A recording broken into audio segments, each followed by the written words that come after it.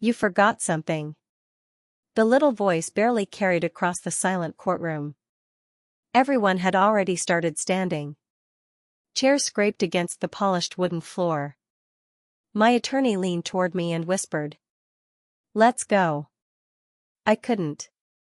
Because my 8-year-old daughter, Lily, was walking straight toward the judge. She wasn't crying. She wasn't scared. She held a folded piece of white paper with both hands like it was the most important thing she'd ever carried. My ex-husband froze. The bailiff hesitated. Even the judge stopped collecting the paperwork. Lily looked up and said, "Your Honor, before you finish, I made you something." The courtroom went completely silent. The judge accepted the drawing. At first, he smiled politely. Then his expression changed. His smile disappeared. He looked at the picture for several long seconds. Then looked directly at my ex-husband. "What is this?" That single question changed everything. "My name is Emily Carter. I'm 36 years old. Until that day, I believed divorce was simply the end of love. I had no idea it would uncover the biggest lie inside my own family. People think divorces happen because two people stop loving each other. Sometimes that's true. Ours happened because someone stopped telling the truth. If Lily hadn't picked up a box of crayons that Saturday morning, none of what happened afterward would have ever come to light. People imagine divorce beginning with shouting. Ours began with silence. The kind of silence that slowly fills a house until even laughter feels out of place. Michael and I had been married for 11 years. We lived in a quiet neighborhood outside Columbus. Nothing looked broken from the outside. We smiled at neighbors, hosted barbecues, went to school concerts, posted vacation pictures online. We looked like every other happy American family. But photographs never capture what happens after the camera is put away. Michael stopped asking how my day went. Stopped eating dinner with us. Stopped noticing birthdays, anniversaries, conversations. Eventually, he stopped looking at me altogether. Not with anger. Not with hate. Just nothing. Sometimes indifference hurts more than cruelty. I kept convincing myself things would improve. Work stress. Midlife crisis. Financial pressure. Every excuse became another month. Another season. Another holiday spent pretending. Lily noticed before either of us admitted it. Children always know. One night she climbed into my bed. "Mom?" "Yeah, sweetheart? Did Daddy stop loving us?" The question stole every word I had. I smiled anyway. Because that's what mothers do. "We both love you more than anything." She nodded. Then quietly asked, "I know that. But do you still love each other?" I kissed her forehead instead of answering. Sometimes silence is the only lie parents know how to tell. 3 weeks later, Michael came home carrying takeout. That alone felt unusual. He even smiled. "We should eat together." For a few minutes. It almost felt like our old life. Then he reached into his briefcase, pulled out a thick envelope, and slid it across the table. I already hired an attorney. I stared at the envelope. Didn't touch it. Didn't need to. I already knew what was inside. Divorce papers. 11 years. Reduced to signatures. No discussion. No counseling. No fighting for us. Just paperwork. I think this is best. Best. Funny how one word can sound so empty. Lily walked into the kitchen just then. Michael immediately smiled. "Hey, Peanut." She smiled back. Children are remarkable. They can sense earthquakes while still pretending the ground isn't shaking. That night I sat alone at the dining room table. The divorce papers lay unopened. I kept staring at my wedding ring, wondering when it had stopped meaning something. Eventually, I signed. Not because I wanted to. Because you can't force someone to stay. Love isn't a courtroom victory. It's a choice.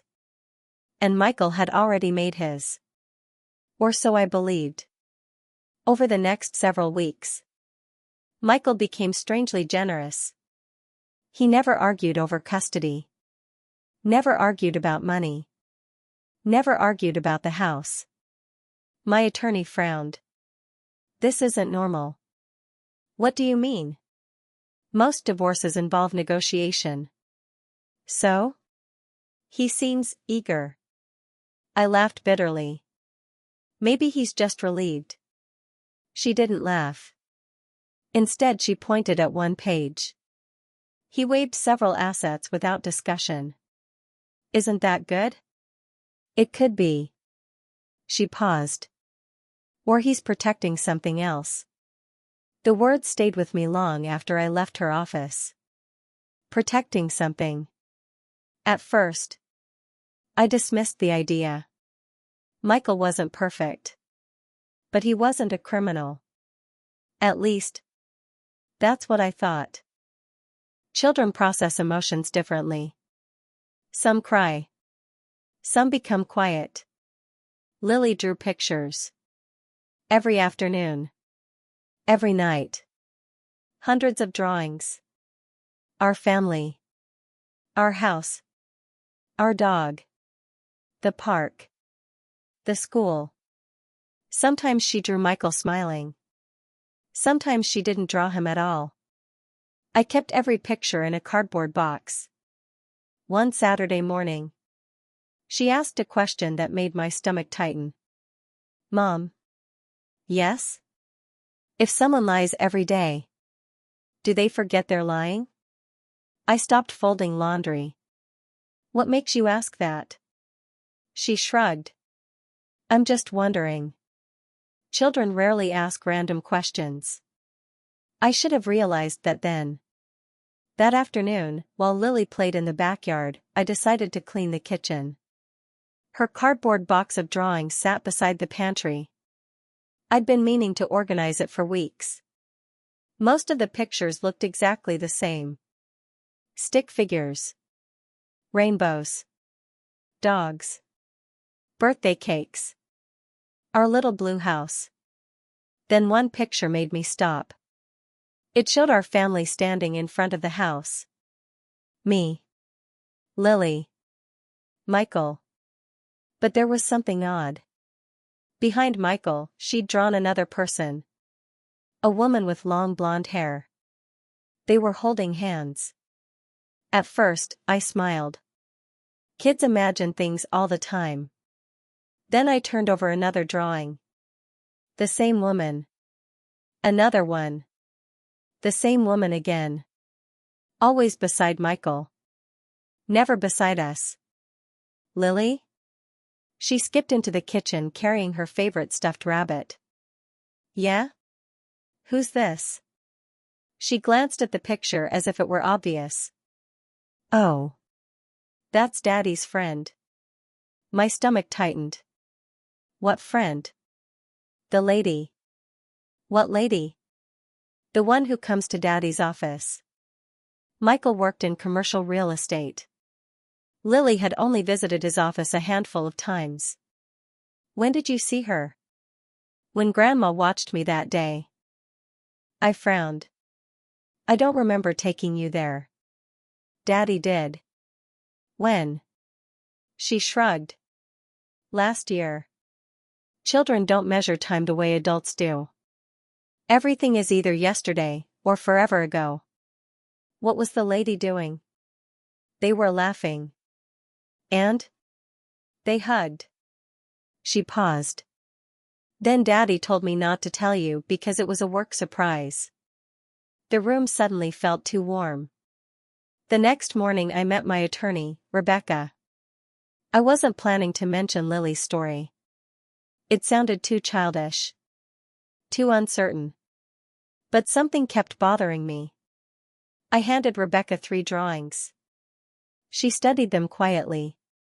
Kids repeat what they see. I know. They also repeat what adults tell them. You think Michael coached her? She shook her head. No. What then? I think she remembers something. Rebecca leaned back. Did Michael disclose every financial account?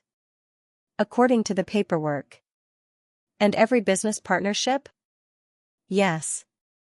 She looked at the drawing again. Let's verify everything. Over the next 2 weeks, Rebecca's investigator began reviewing Michael's disclosures. Nothing unusual.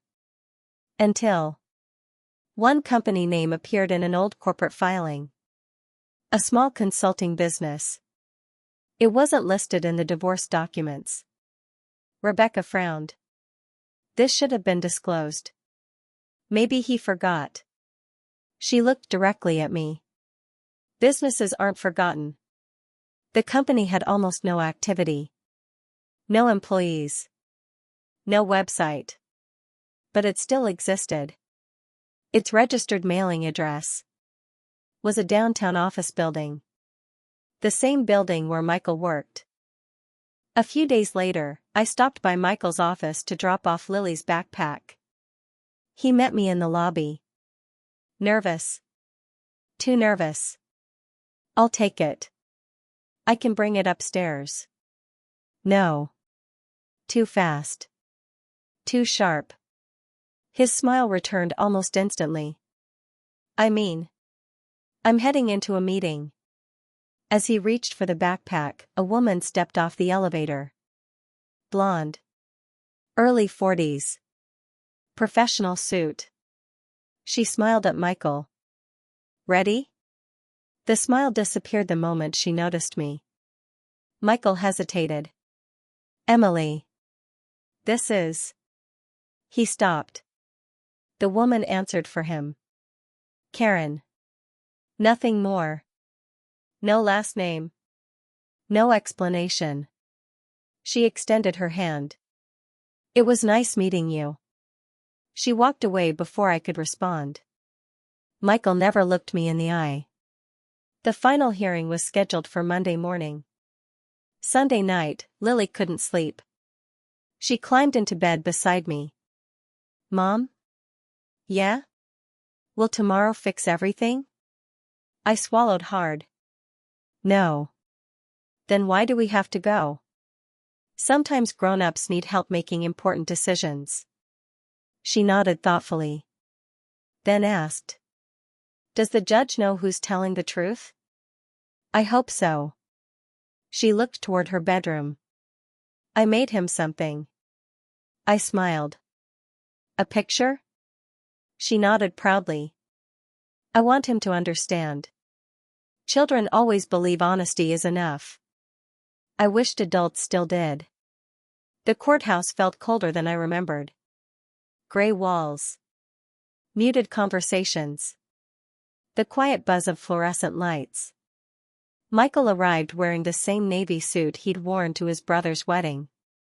He looked calm. Prepared. Confident. Karen sat quietly in the back row. Not beside him. Just close enough. Rebecca noticed her immediately.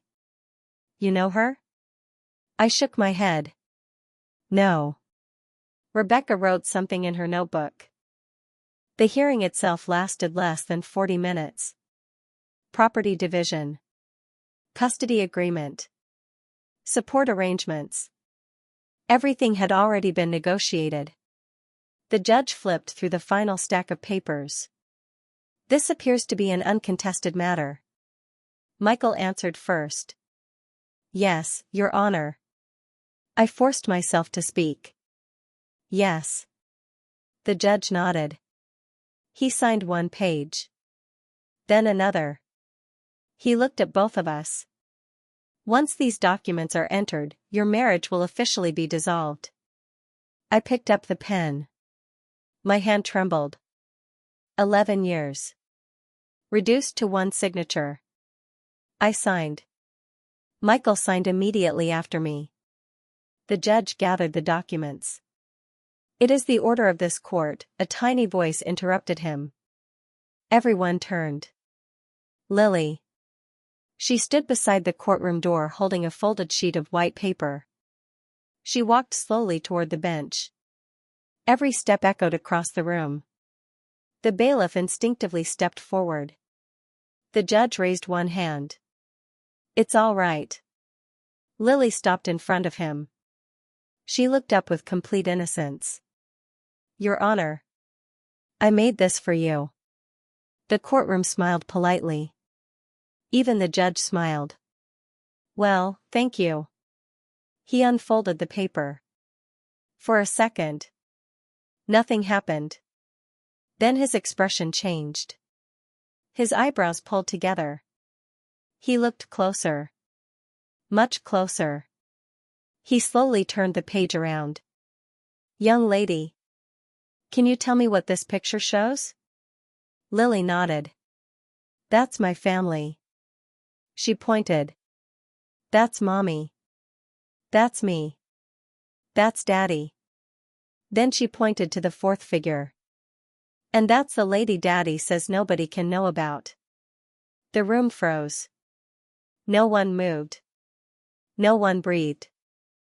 The judge looked from the drawing to Michael. Then toward Karen in the gallery. Michael's face lost every trace of color. Rebecca slowly stood. She didn't look surprised anymore. She looked ready. The judge placed the drawing on the bench beside the divorce papers. Then he asked a question that changed everything. Mr. Carter. Would you explain this to the court? Michael opened his mouth. But for the first time since I'd known him, he had absolutely nothing to say. The courtroom stayed silent for what felt like an eternity. Michael stared at Lily's drawing as though he'd never seen crayons before. The judge waited. Mr. Carter? Michael cleared his throat. Your Honor, she's just a child. No one responded. He tried again. Children imagine things. Before the judge could speak, Lily quietly shook her head. I don't imagine. Her small voice carried farther than Michael's. I draw what I see. I felt tears building behind my eyes. Not because of what she'd said, but because she believed adults always wanted the truth. Rebecca stood. Your Honor, if I may. The judge nodded. My client believed this was a routine uncontested divorce. She held up a folder. However, new information came to light within the last 2 weeks. Michael's attorney immediately stood. Objection. This matter has already been negotiated. Rebecca remained calm. Not if financial disclosures were incomplete. The judge looked toward Michael. Did you fully disclose all assets under penalty of perjury? Michael hesitated. That hesitation lasted barely 3 seconds. It was enough. I believed I had. Rebecca opened the folder. Believed? She placed several documents on the evidence table. We located an undisclosed consulting company registered in Mr. Carter's name. Michael's attorney quickly leaned toward him. Whispering. Urgently. Rebecca continued. The company remained active throughout the marriage. The judge's expression hardened. Why was this omitted? No answer. Rebecca handed another stack of documents to the court clerk. Bank records. Another stack. Corporate filings. Another. Property tax documents. The judge reviewed them carefully. His eyebrows slowly rose. Mr. Carter. Rebecca spoke before he could answer.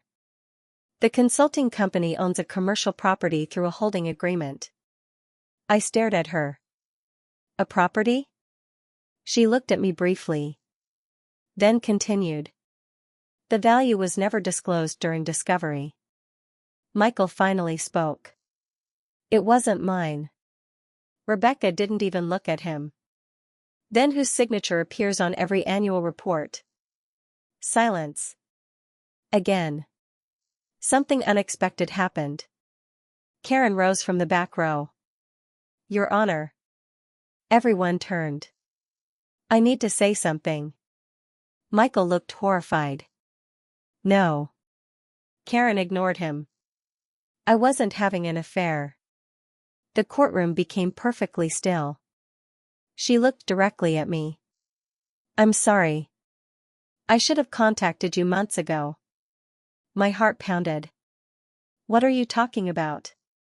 She took a slow breath.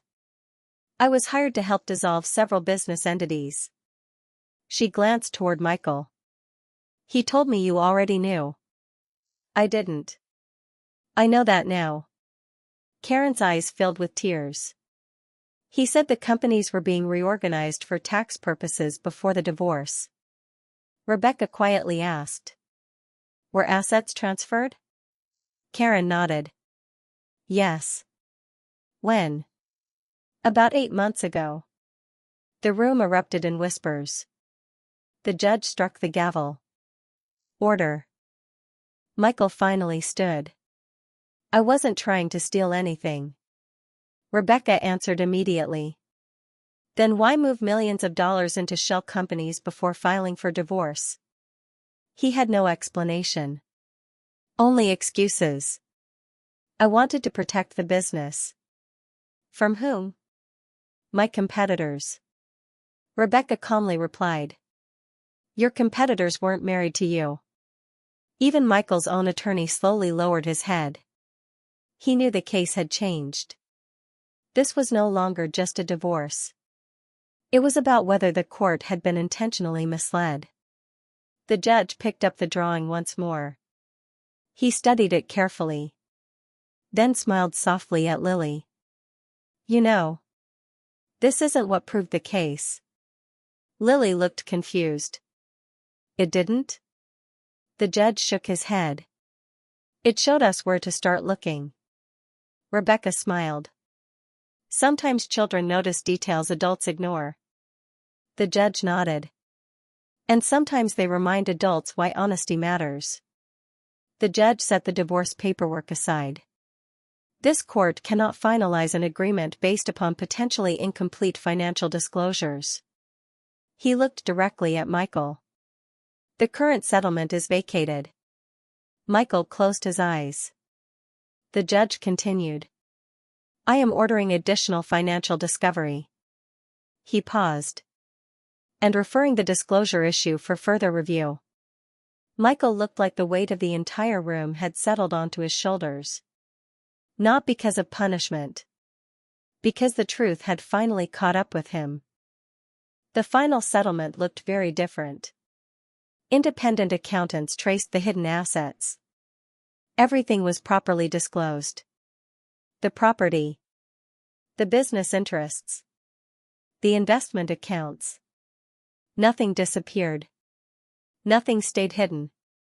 The court divided the marital estate according to the law. It wasn't about revenge. It was about fairness. Michael apologized more than once. Not in court. Not through attorneys. To Lily. She listened quietly. Then hugged him. Children forgive more easily than adults. But forgiveness doesn't erase consequences. Trust takes longer to rebuild. Lily and I stayed in the house for another year. Eventually we moved into a smaller place across town. She picked the paint colors for her bedroom.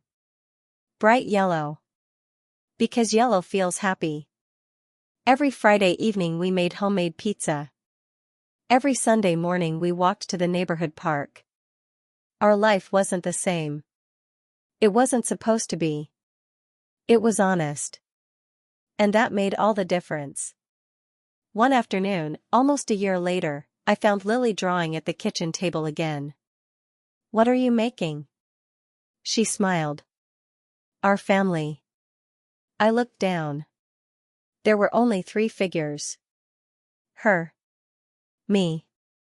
Her father. No mysterious woman. No hidden secrets. No dark clouds. Just three people holding hands across two homes. I asked. Why are we all smiling? She looked up as though the answer were obvious. Because nobody has to hide anymore. I kissed the top of her head. In that moment, I realized something I'd spent years trying to understand. The end of a marriage isn't always the end of a family. Sometimes it's the beginning of a healthier one. And sometimes, the bravest person in the room isn't the lawyer. Or the judge. Or the parent. Sometimes, she's 8 years old. Holding a box of crayons.